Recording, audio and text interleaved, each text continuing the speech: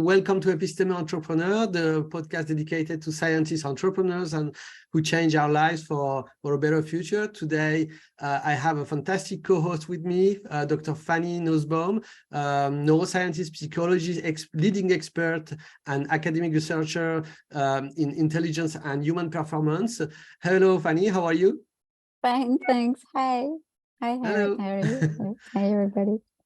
And today our guest is Dr. Tahereh Pazouki, founder CEO at Magrid, a fantastic educational tech solution provider. So how are you, Tahereh? Thank you so much for being our guest today. Thank you, Ari. Thanks for the invitation. That's My great pleasure. to be here again. Yeah, it's always great to be here. Very nice to see Fanny. Pleasure. Very nice, yes, to have. So the program is, let's say we will talk about your background from Iran to Luxembourg and as a startup founder, just to know you better, and then we let you present us in deep Magrid. It's an interactive discussion. So Fanny, I'm a wordy guy, so please do not hesitate to interrupt me and to interrupt even Tahereh to ask her question. So do you like the framework I propose you? Let's go. Perfect. Great. So Tahereh, please, where are you born and why? Oh, All we're in going one. to start speaking about God. Yeah.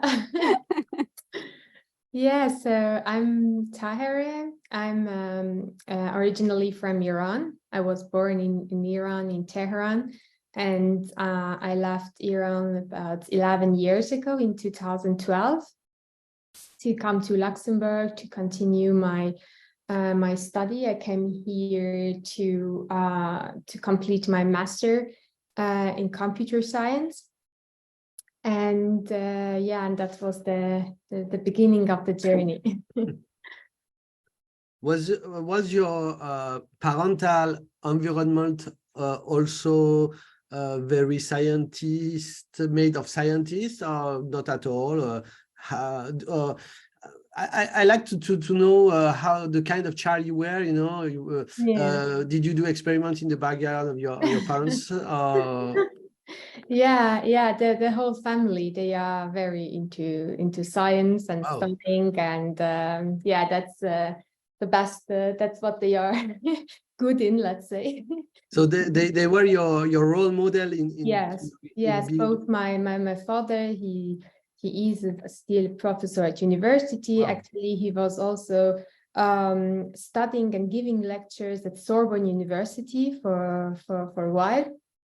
And yeah, he was also studying in Cambridge, and then he went to France, but they went back to Iran. And yeah, it was always like I remember my dad has a big table that he was always having his book around, and we were also sitting around and like just bringing on and acting like him to just doing that. Yeah, and my mom, she was also already back then, she was working in the oil company in Iran, and they were the first group that they had access to computers and also courses on like how to work with computer. And then he was giving lectures there on that. And so when I was going like to his workplace, I was very little, and then I wanted to just play with computers.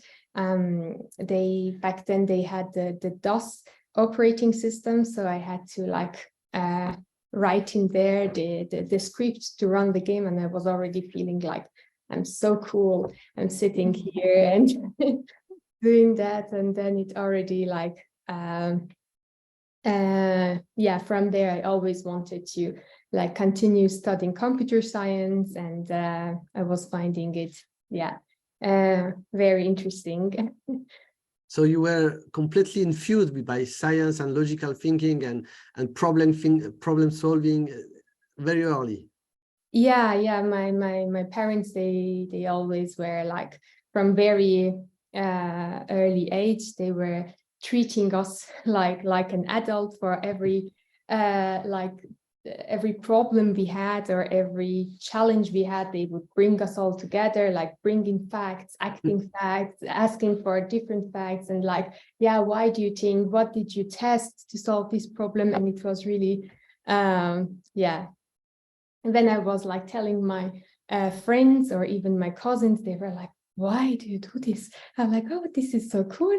And he was always also asking me like to read book and then to come to present it for the whole family, like as a very official presentation, starting, the ending. So it was yeah, I guess a little bit different childhood in that sense. Very nice.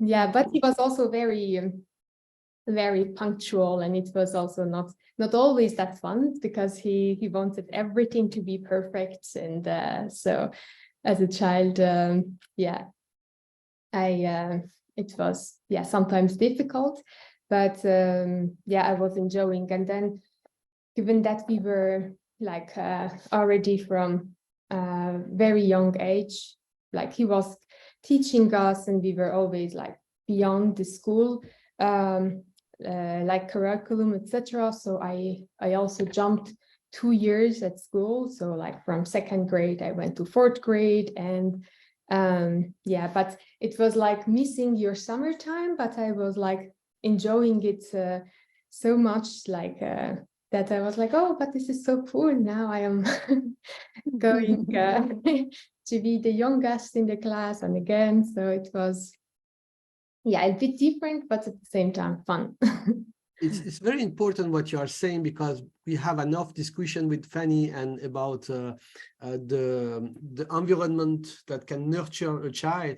And your parents were scientists; they nurtured you, you know, to become the woman you are now. And also Fanny is an intellectual; she's a scholar, she's a psychologist, neuroscientist. She nurtured her child also. And I'm listening to one of your interview that your child has jumped at the school some classes. So like you, yeah. Ah.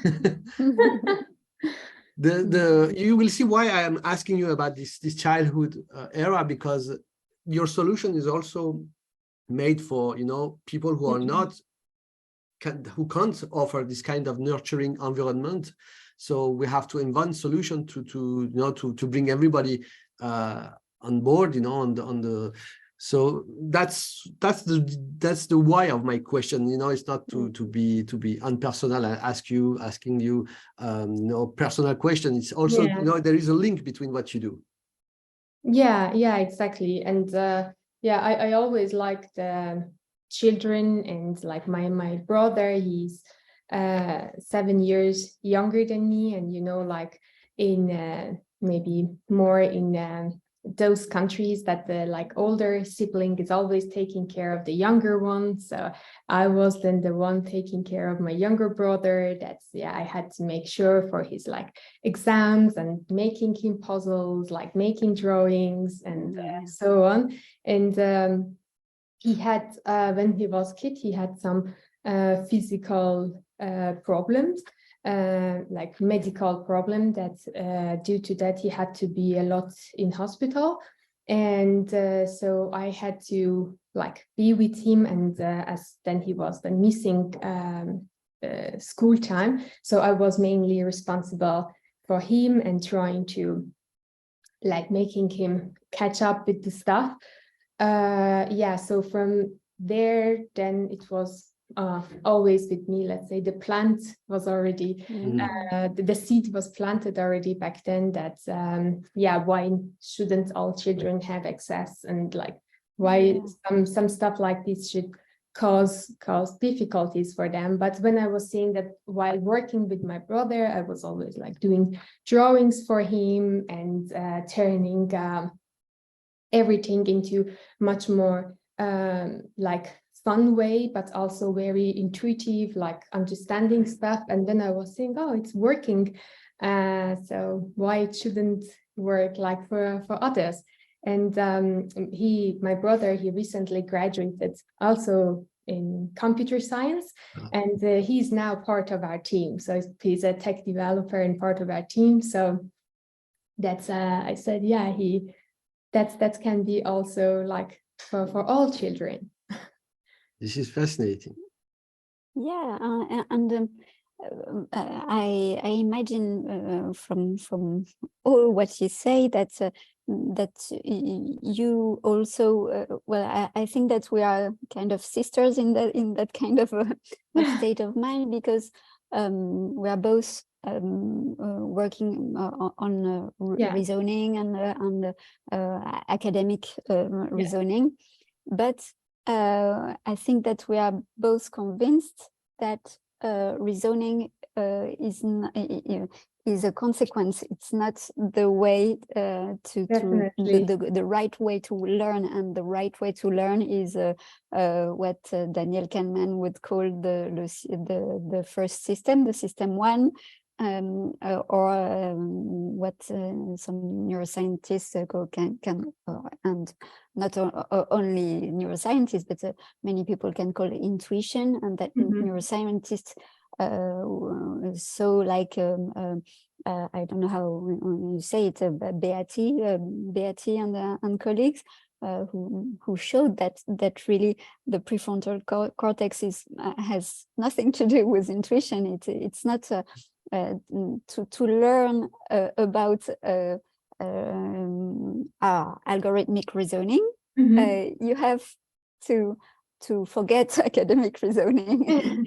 And I think that your solution is really revolutionary for that, because you go by intuition to academic reasoning, and it's really the great combo. Bravo.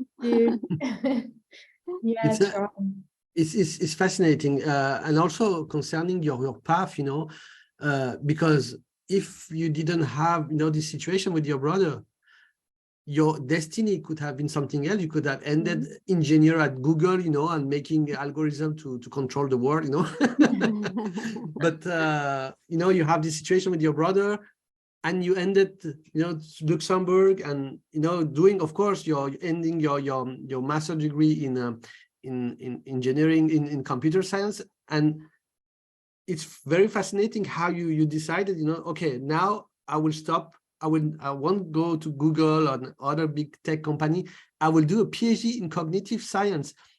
Cognitive psychology is very hard, because you need to have undergraduate back education, before applying to a master or even to a PhD. There are a lot of base of knowledge, you have to integrate before knocking at the door of a PhD program in psychology. So could you maybe explain us how you did this move, because it's really fascinating. Yeah, it was, I always was very interested in subjects related to psychology, cognitive science, neuroscience. They were always like my hobbies to read these kind of books. And I never wanted to be like just a developer, wanted like always to use my knowledge and expertise in computer science in another discipline, to be able to really build something with that knowledge, not just to be a programmer. And so I decided to first doing my master's thesis, already a joint project between computer science and psychology, so to get a bit more familiar with the ideas. And then started the PhD. Of course, my professor back then, who agreed doing this, was very, very, very big help for me, because usually not the case. You need to have bachelor or master in that field.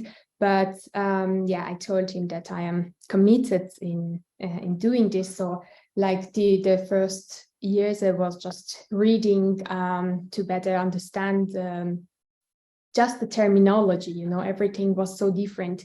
Even very same concepts, they were calling it differently, like in computer science or in psychology. So getting familiar with terminology, the way they are writing articles in computer science is different from psychology. So everything was very new. And as I had to then graduate in PhD in psychology, so I had to also submit and like publish in journals of psychology. So it had to be really,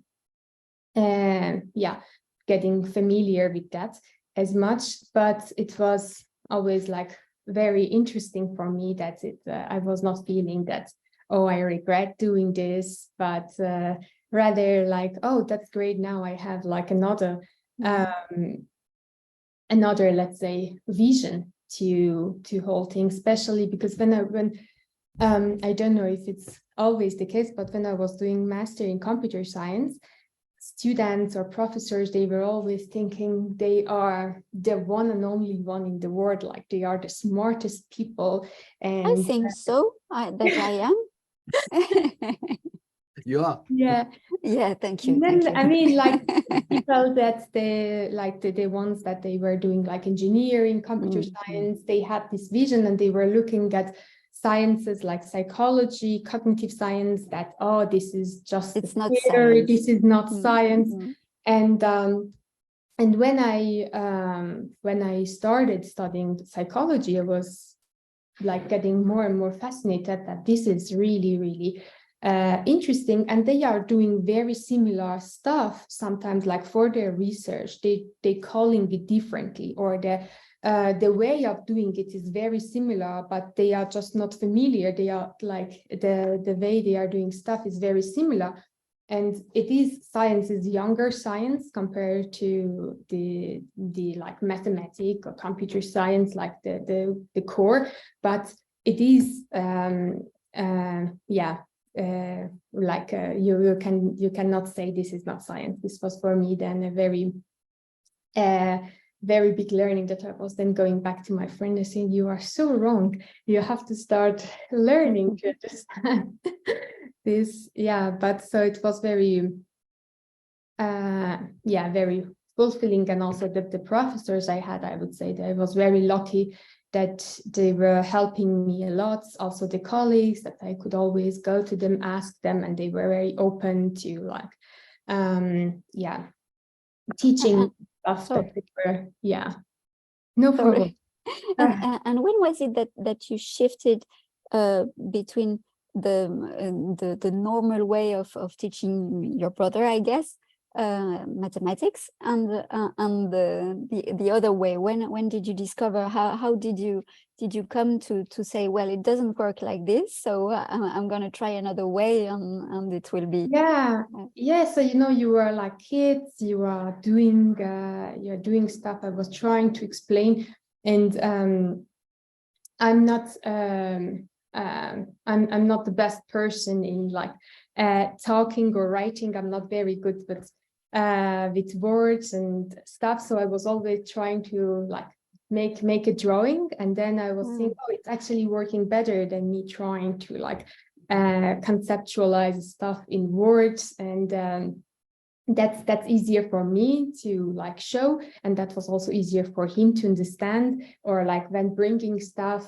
that we can really like so you're telling us that your solution is as good for children as for the teachers, because you're speaking about you first. It was really your problem first. Exactly, very much, because also with different group of children, this is also often the challenge also for teachers, that they cannot convey these ideas, but it might be much easier to like with showing and with like doing things rather than explaining.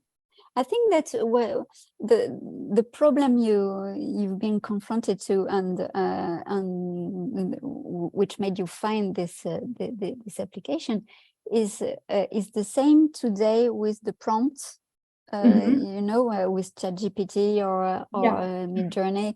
When you have to write a prompt, now there are many people who teach you how to write a prompt, and it shows you how difficult it is for people to convert their ideas in they have an image in their head, or they have what they want to go to the solution they want to arrive to, but they don't have the words to go there. And so what you do is an opposite to Yes. the opposite way to the prompt. Yeah. And you also without somehow remove this dependency. Let's say if your learning is dependent on your language skills, then you always have to, like, you are dependent if you are not as proficient, not having any problem, even not being immigrant or something, just not as proficient in a language, then your other skills is also always like going back on how proficient you are in the language. But when you're disentangling the two, so you can still like improve in the other areas, at least your, let's say, one domain problem doesn't become a general problem in that sense. Yeah. And it's funny also because well, my daughter loves mathematics. I don't know why, because really neither her father nor me are very interested in mathematics. Well, I exaggerate a little bit, but and I always tell her, well, she loves that, so it's okay. But when she struggles sometimes, I tell her, the only thing you have to do for the moment is till you don't have the perfect solution to learn mathematics. The only thing you have to do is to understand the I don't know how you say consigne, maybe access the prompt. It would be you know, how the problem is written, you know, exactly. You read the first sentence, you know that when you are young at school, they give you an exercise. They say if you understand the 2 or 3 sentences of the exercise, it's 80% of the exercise. So it's just words. And you take off this difficulty, because it's just a problem of understanding French for us. Or English. Like very simple but very common exercise of already preschool is like color the shape that is different from other shapes. So this is verbally very heavy, although that is not difficult. If you show 2 examples, then the child is continuing, but understanding just that sentence, it requires a lot of mastery in that language. It doesn't often come as early. So in the classic mathematics, way to learn mathematics, you have to be as good in language as in mathematics. But in your way, if I understand well, because I didn't see processing, but I understand that it's you just have to it's only about mathematics. It's not dependent on the other skill in that sense. But you know, as also generally speaking, math and language, they are very like connected. Let's say they are using the same muscle. You are training the other one, you are also helping, like indirectly you are helping the same muscle for like if you are training yourself in math, you are indirectly also helping your mind for better learning a language, because it's at the end like same. Exactly, because maybe people who hear us don't know that, but it's part of the boucle of the cycle of the language. Mathematics is a little part in the brain of the language processing. Exactly.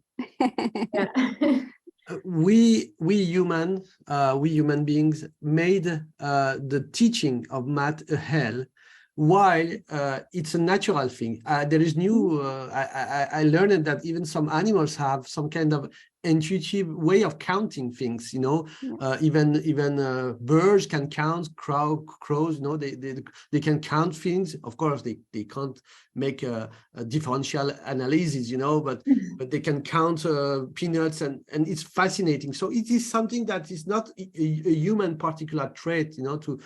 But we human made the teaching of math a hell by two points. The math formalism by itself, which is a concept, you know, we have decided that eagle, you know, is a symbol. It's this and not that one. So it's by itself it's a language, and we add on it the language we teach it. So we have double language to teach a concept.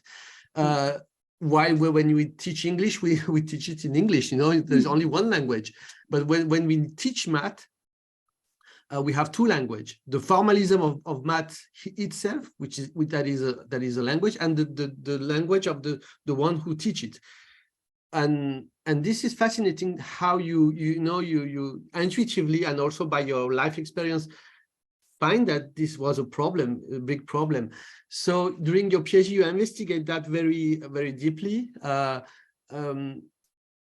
And was it also something that your PhD supervisor or laboratory was in mind, that, you know, kind of alignment of planets, you know, you have this intuition and you find this lab who already have, and you'd say, oh, we find each other's, you know, we have to work to each other, or you bring the idea inside the lab? It was like this. So we wanted, as a, like your PhD, you have a research question.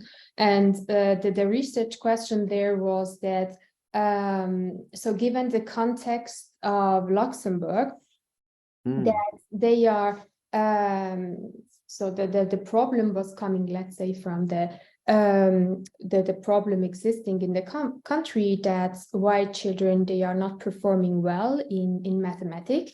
And then that was like a general problem given to the Department of like Education, etc., to investigate in that and see what is the problem and what can be the solution.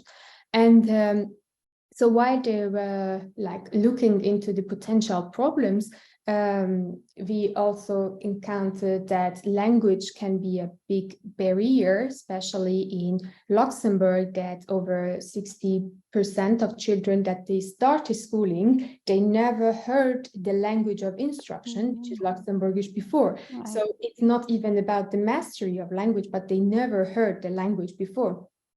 And this is causing a big challenge for children, but also, again, for teachers to be able to solve this issue and to teach them.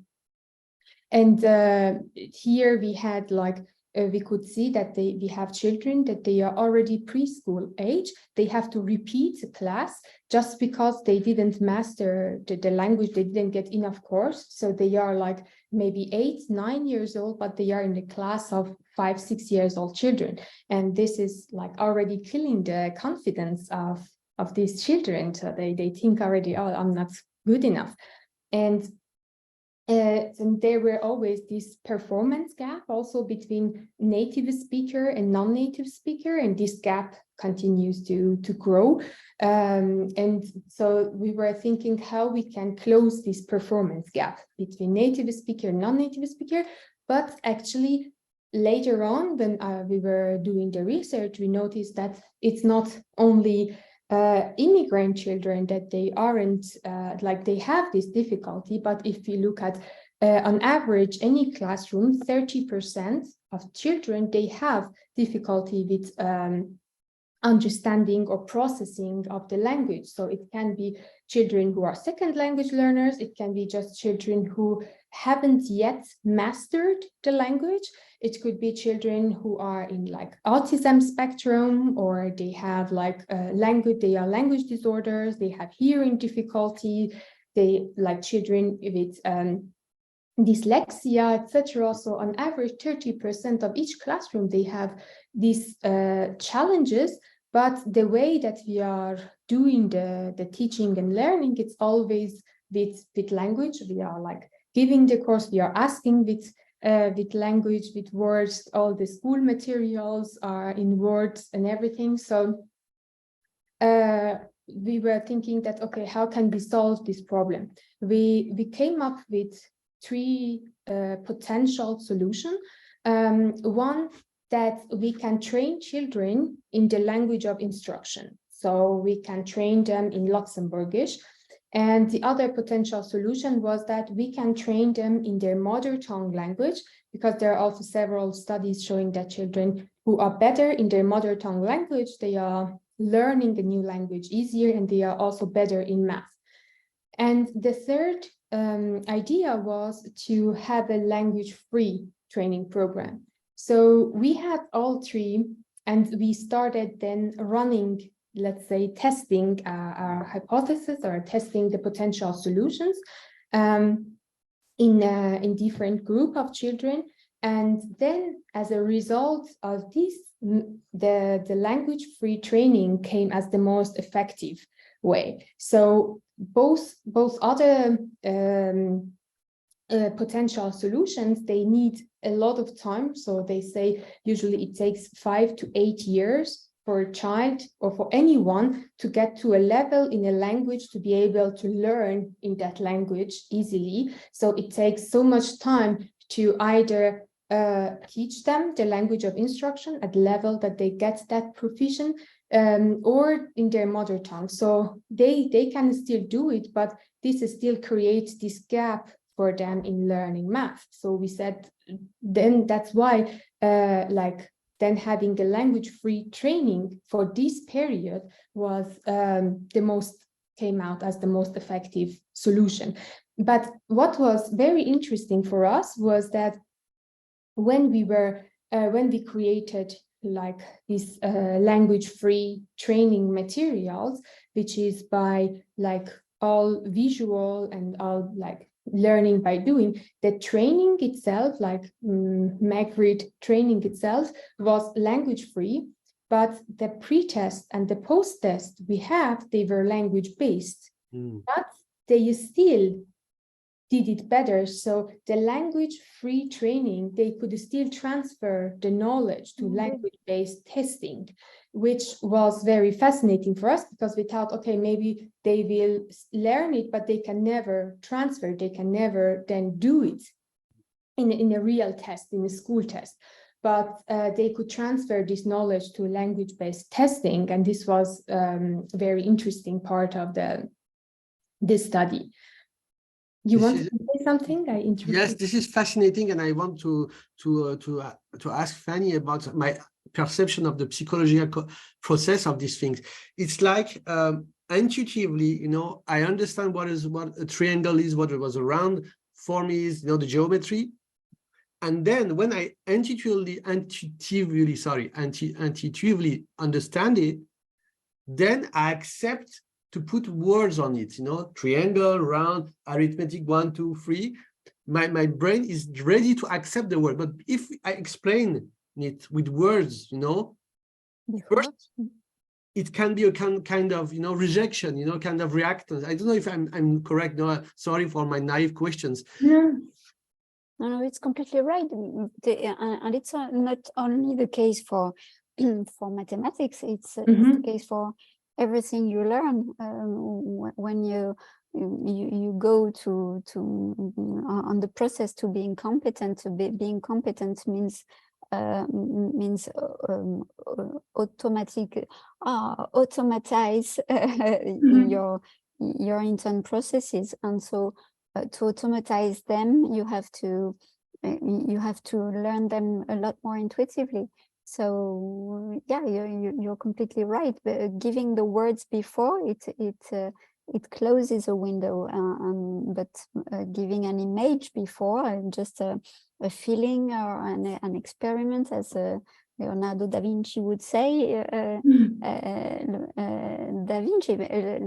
Leonardo da Vinci, he was always saying that, and he was against reasoning, but he was an intellectual also, and he always said that experience is before reasoning, and that the algorithmic thinking should be after. So the language should be after, this is me who is always using the language for everything that says that. So, and it makes a lot of sense in terms of psychological evolution. You know, we were monkey before, kind of monkey. You know, we were speechless primate before becoming Homo sapiens, speaking Homo sapiens, and the primate were very smart, you know, and they are still, and our cousin, our monkey are very smart too, so they understand many things, you know,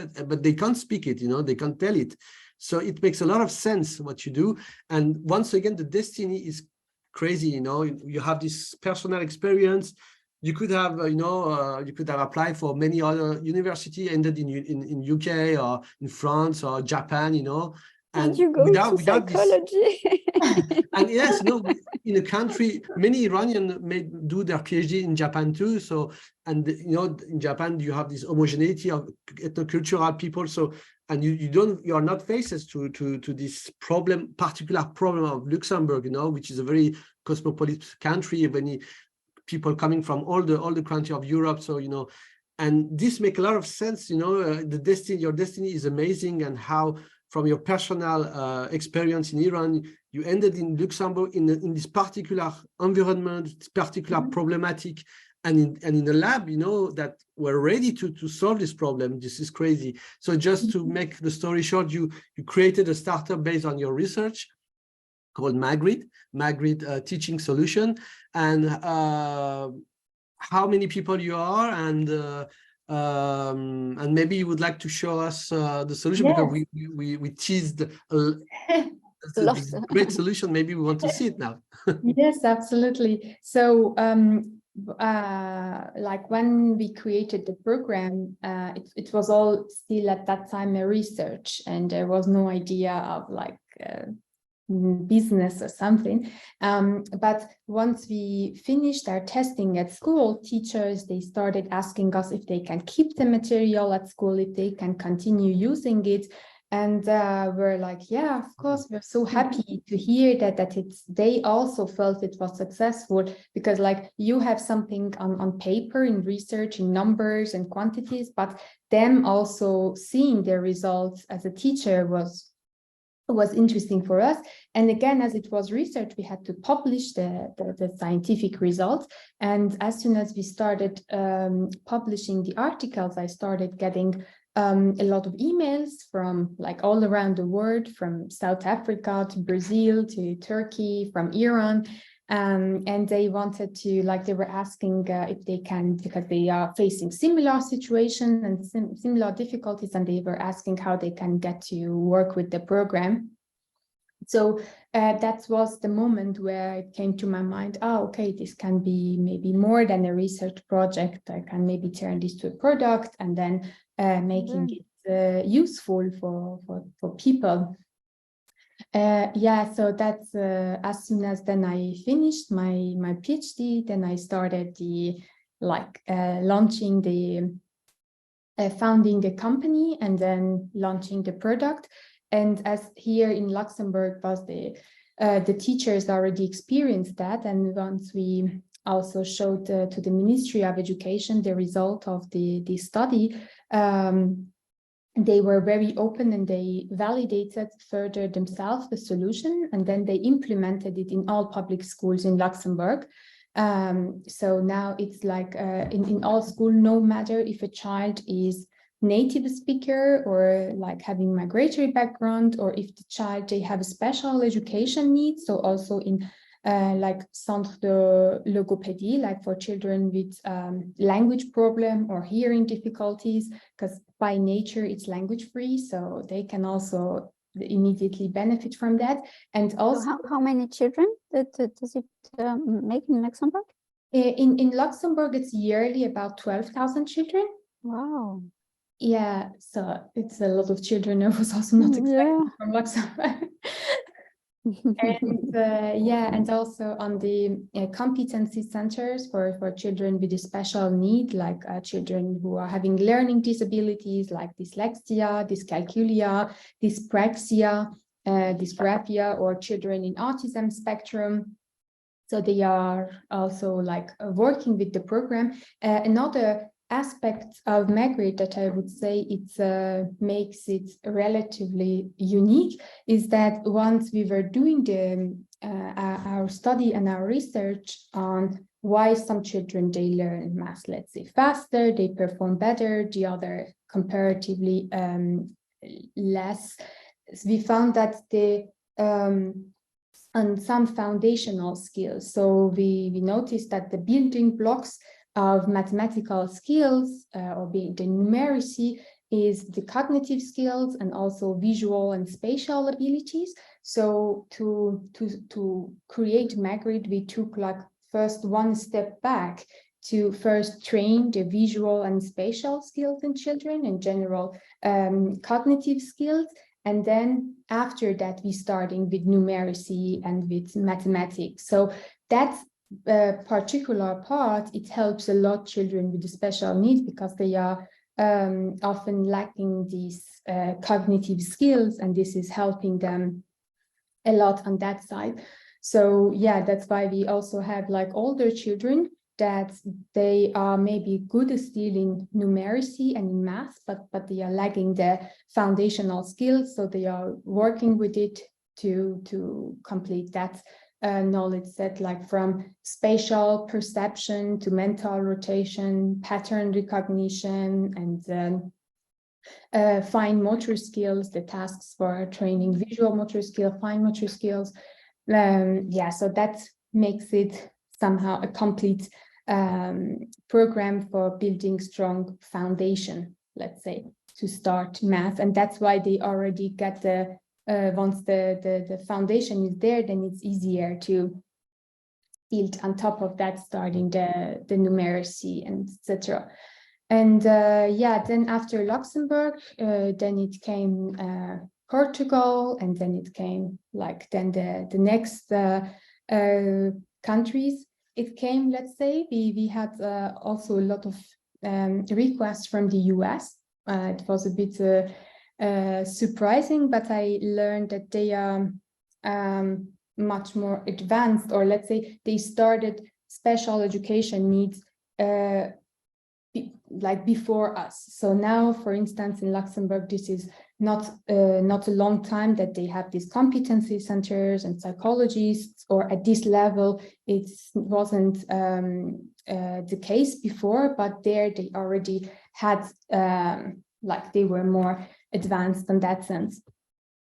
And yeah, so that was on the on that part of it. And so I started the company as a company in 2020, like the COVID year, alone. And now we are a team of around 10 people almost.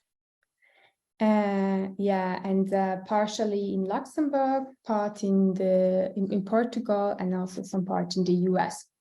And what are the expertise of your team members? Psychologist, IT programmer, designer? What are the mix of your guys? Exactly. Marketers?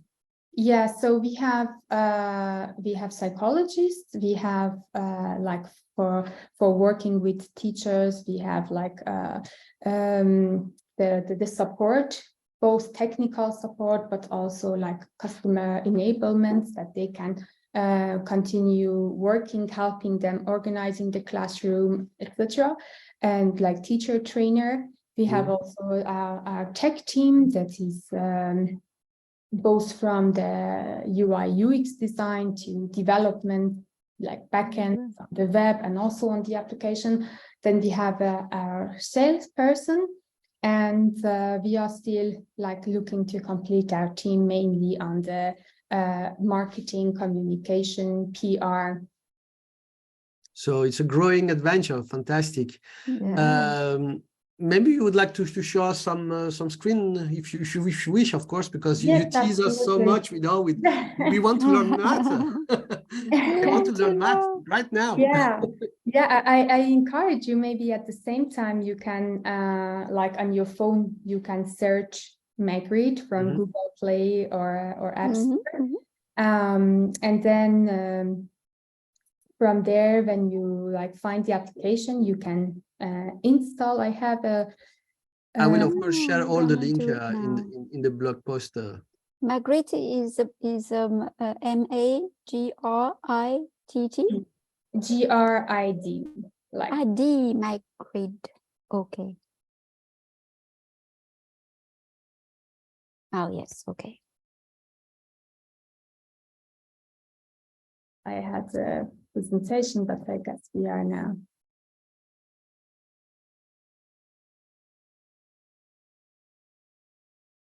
Yeah, also we were like fortunate to receive awards at national, European, and like continental level. Just recently we won the MIT Solve Award, and that's actually on Saturday I'm traveling to MIT. They have the events for all the solvers, they call it.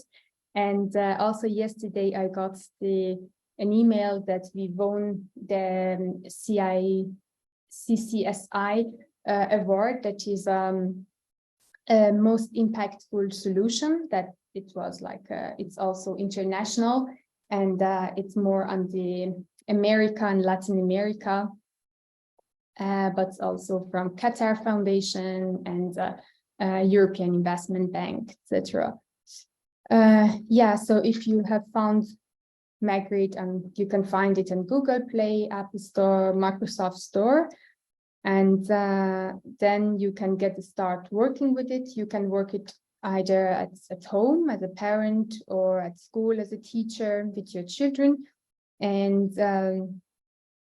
yeah, then you can start the journey of learning math. So it's a 2-year program. Today it's designed to be used only for 10 to 15 minutes a day, for 3 to 4 times a week, so not more than an hour per week. And it's actually block you after 10 minutes, so we don't want to like overuse the screen time, especially as they are very young children. Yeah, how old are they? So it's starting from 3.5, 4 years old, and then it's more of the developmental age rather than like biological age, especially with children with special need. So it's a 2-year program, yeah, so we have also children that they are 12 years old, but like with either in autism spectrum or with Down syndrome, that they are cognitively delayed, so they still need to. So this is like one example. Okay. Again. The child in Luxembourg, it's a Brazilian child.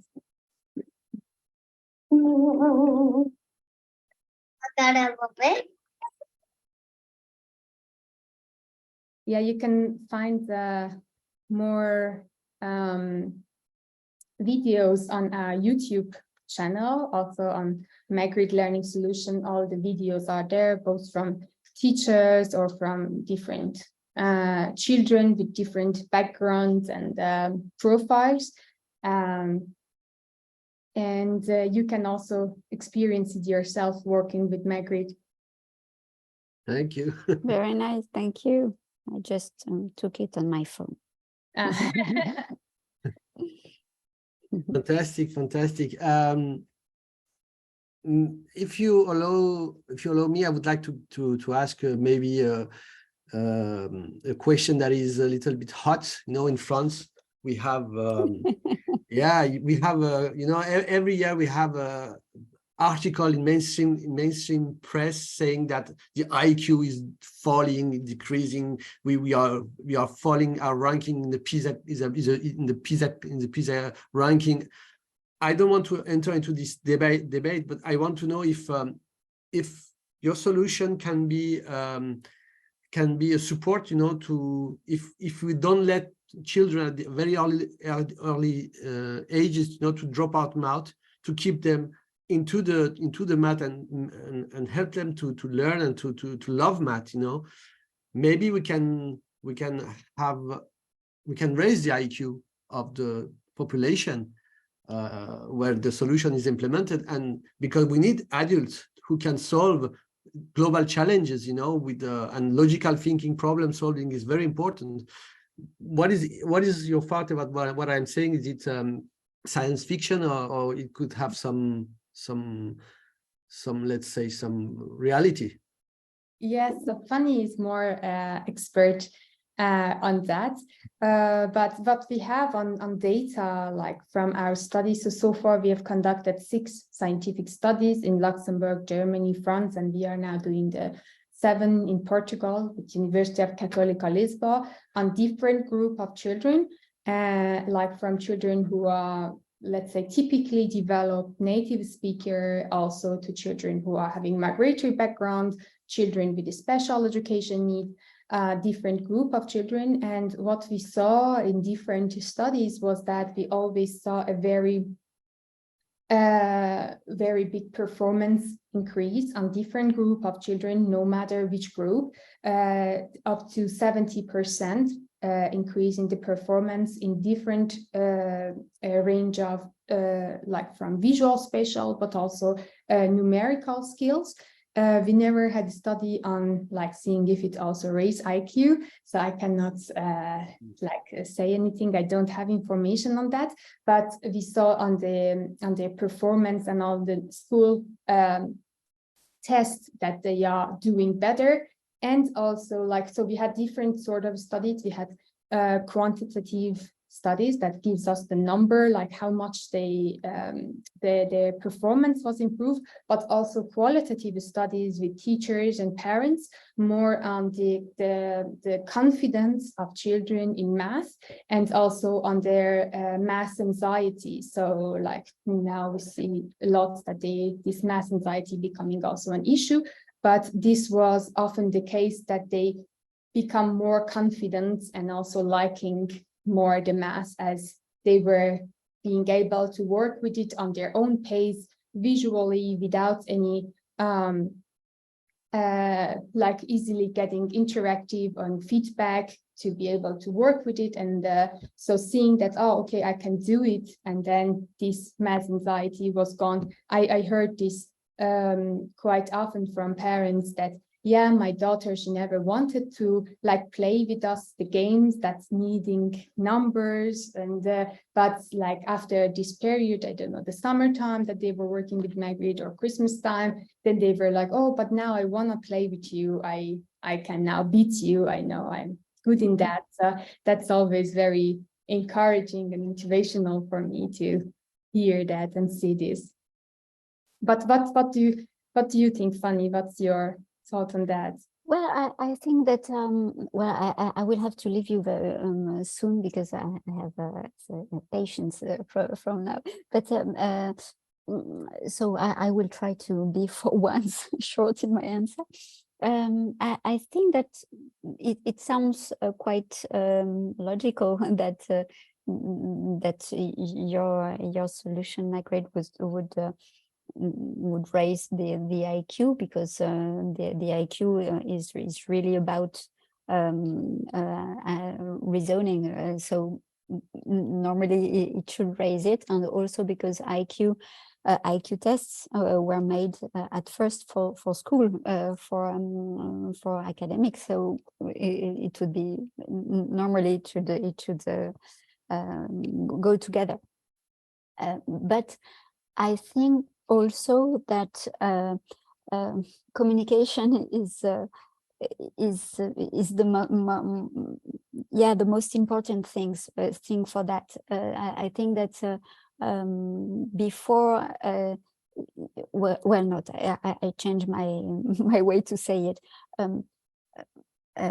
If we want schools maybe in France, for example, who I think that France wouldn't be ready now to teach like you teach in Luxembourg or maybe in United States, and for it to happen, you have first, or we have first to do a communication plan and to make intellectuals become rock stars. And when intellectuals will become rock stars, and maybe Nobel Prize, not Nobel Fields, Medal Fields prizes, or those people who are very bright and mostly in mathematics, then your solution can come to school, and then the IQ would rise. but the IQ can't rise if the rock stars are not intellectuals, because today it doesn't mean anything to be using your brain. It's you and I, we are not well, it's not what we do is not very sexy. And you said it because you were very excited when when you were at school and working more and stuff. But the other children were looking at you like that, and they wanted to become football players, but not intellectuals. So I really don't have anything against football players. I think it's great because they are performers, but we have to do something on communication and to make intellectuals become more sexy, and then everything will go with it, and your solution will be this is the job of episteme entrepreneur, to promote brilliant people such as yourself and for Tahereh, to show that people who do science are great and do fantastic things for everyone, and accessible. It's not just people doing some weird math who nobody understands. You do fantastic job for particularly Tahereh and yourself, Fanny, with your books that bring your knowledge, high level knowledge, to everyone. And I would like to say that we will have a special interview with Fanny about her last book about human performance. Fanny, I won't keep you because your passion is more important than everything. So thank you so much for being with us today. It was very precious to have you. And I tell you guys to stay tuned, because we will have Fanny with us for the next round to discuss about human performance. Thank you so much, Fanny. Thank you very much. Thank you. Bye-bye. Bye-bye. Bye-bye, Ari. Tahereh, maybe if you allow me one or two last questions. It was fantastic to hear you today. We have also another problem in Western Europe and in many developed countries is the aging of the population, and the need to stimulate the elders with the cognitive things, because it's very important for them to maintain their brain with cognitive exercise. And I'm pretty sure, but of course it's just an hypothesis, that your solution can also be used by elders, just as because, for example, my mother she's 80 years old, and she played she played spider on the tab, etc. But okay, it's fun. But I think your solution can also be very a way to maintain the muscle brain. What do you think? Yeah, that's true. So like when we are born, we like gaining our cognitive skills, we are like improving on that, and then when we are also getting older, we slowly losing them, and it's also very important to like make that muscles working, and then keeping them still active and working with them. That's actually in our pipeline for for working, because more and more like we see that the generation, like the aging and everything, and they are having this difficulty. We are like planning on creating another, let's say, pipeline next to that for older people, because that also needs what we experience is that they don't like to work with something that is designed for children. So at least visually it needs to be different, so that it doesn't feel like it's for children.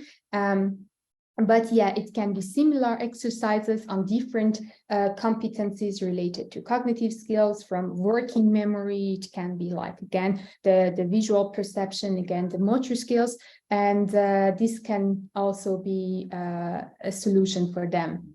Fantastic. I totally have hope in this line of development, and let's dream, and maybe one day you can extend your solution to secondary school, and why not high school, and even university, because Richard Feynman, the famous mathematician, he was used to teach high-level mathematics with geometry, while other professors, teach it with formalism, this ugly formalism that push everyone out of math, except the tiny elite.